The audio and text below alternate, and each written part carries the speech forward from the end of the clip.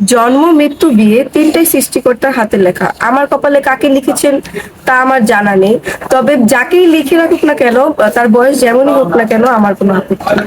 আপু মূলত কেন এসেছেন আপনি? এখানে আসার কারণ হচ্ছে হলো যাতে আমার কোনো একটা ব্যবস্থা হয়। ব্যবস্থা মানে বিয়ে শাদীর জন্য? হ্যাঁ। আপনার নাম কি? আমার নাম হচ্ছে আনিকা। আচ্ছা আপু, আপনার বয়স কত?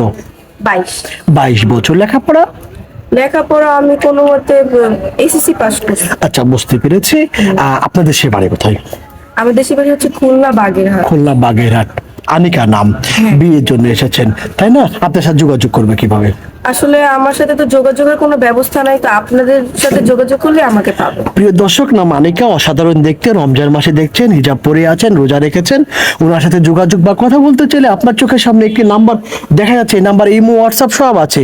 ইমোতে বা হোয়াটসঅ্যাপে আনিকার একটি স্ক্রিনশট মেরে পাঠিয়ে দিবেন, সঙ্গে ভয়েস করে পাঠিয়ে দিবেন, আমরা যোগাযোগ করে দেবো। এটা আমাদের নাম্বার, চ্যানেল কর্তৃপক্ষের নাম্বার। আপু, ইচ্ছে আছে কোথায় স্বামীকে